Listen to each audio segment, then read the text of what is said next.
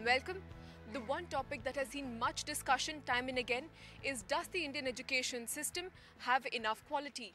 Now, when we see this in the context of primary education, many people believe that much is being done to improve the scenario. However, people are skeptical when it comes to higher education.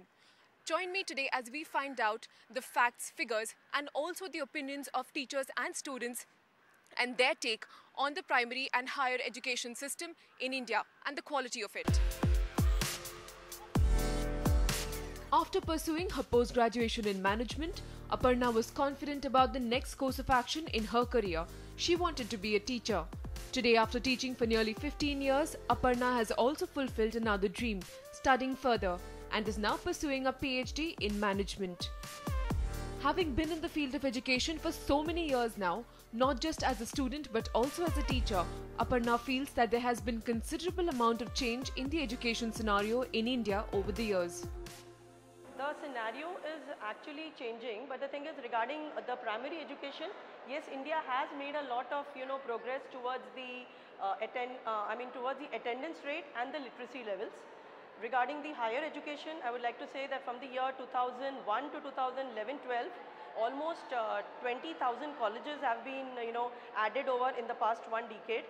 But yes, if you compare it with the international universities like the Oxford and the Cambridge and all this thing, yes, it is still far behind.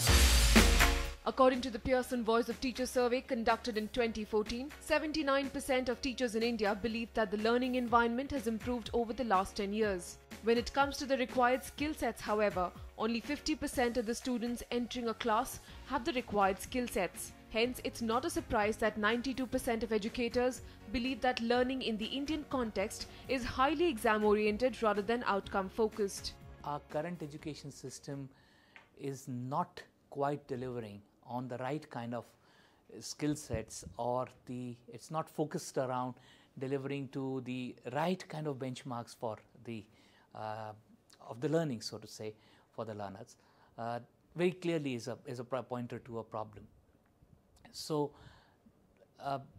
across the survey, the teachers have pointed out various things, and they specifically talk about a few enablers which they believe are the right kind of things that should happen. Pearson survey is backed by data from other reports by the World Bank and the Annual Status of Education Report 2013. According to findings by World Bank, although the net enrollment rate in India has crossed 85% when it comes to primary education, the quality, however, has not improved drastically.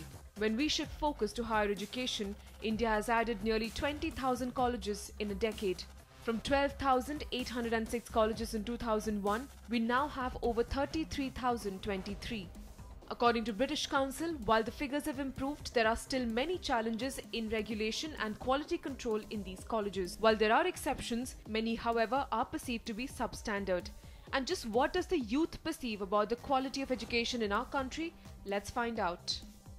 We have with us students from SPJN Institute of Management and Research. So since y'all are pursuing higher education, my first question goes out to y'all. Like, what are the facilities that are available or not available in higher education in India at the moment? Just before facilities, I just want to say that the primary problem with education in India is that people have their set preferences. The thing is, they want to be engineers, they want to be doctors, and their whole world revolves around just this. They do not want to explore beyond this realm.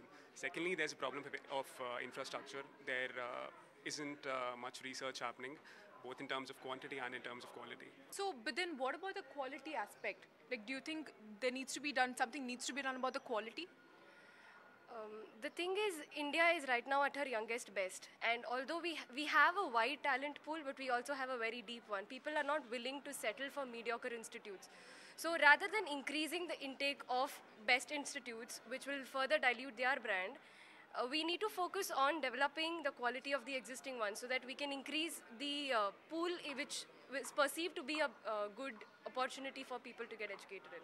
So when it comes to the quality again, now we have seen in the world rankings, none of the Indian universities come within the top 200. Why is that the case? I mean, are we lagging somewhere behind? Actually, I was reading about these world university rankings few days before, and to be honest, we have to take it with a pinch of salt, all these rankings, because they have certain criteria. So for example, if you see the first criteria is they actually look at the number of students that are there in the institution. So in India, when you see the number of students in a particular institution, they're very less because the institutions are very focused on a theme. For example, we have proper B schools, we have proper technical school vis-a-vis the other big universities abroad like Harvard, wherein you have students from different backgrounds as in like management, technology, you can talk about art, science, and different fields. So that is one of the points where we do not fare up well in rankings. Second, the number of citations you talk about. So that is also given a maximum weightage when it comes to rankings. India is not a research-oriented country, so the number of citations are actually very less. So that is also one of the reasons why we are not faring up well in rankings. So when we're talking about the teachers, how many of you want to be teachers? You do? Okay, just one hand. So why do you want to be a teacher? I think most of us here would agree that the crux of the problem that we are talking about right now lies in primary education. The way kids perceive education these days is not like how we used to do back in those days, and let alone our parents. And we can never say what's coming ahead. So if there is some innovative thinking behind teaching them the basic fundamentals, I would like to expand, I would like to contribute in that field probably, and change the way kids see these days the subjects that they are learning. While we do need to focus on the quality of education being imparted, the first step to that would be training the educators themselves. A couple of factors that all teachers score high are receiving training on new teaching methodologies and staying updated about the latest technology that can be used in classrooms. But these aren't the only ones. Let's listen in to the opinions of our educators when it comes to some of the crucial aspects of higher education. So sir, my first question is to you. What is your take on the Indian education system? Catering to the huge number which we have of a youngster, we have done a lot of things to increase the gross enrollment ratio in coming days. But during this expansion, which is a very massive expansion, and still there is a gap, because there is a supply-demand gap which will always exist because our numbers are so huge. And it's a complex country. Now, during this expansion, we could not able to manage the quality of education. And I think the issue now is how we can deliver a quality education in coming days. So since quality is the main focus, how can we improve it? We will have to deal it in two phases. One, how to deal with the educating the masses. Second, how to give specialized education.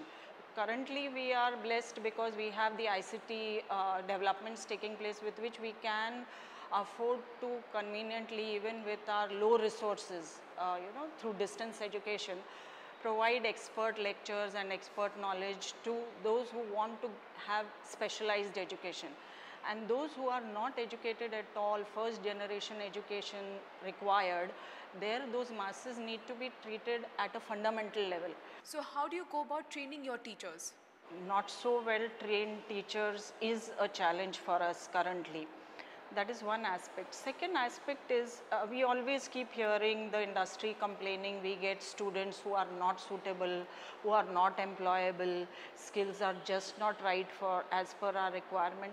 But till when do we continue with this pattern of just complaining and then adjusting? Somewhere some policy decisions taken, industry's intervention happens and happens in a structured way, it will definitely bring results.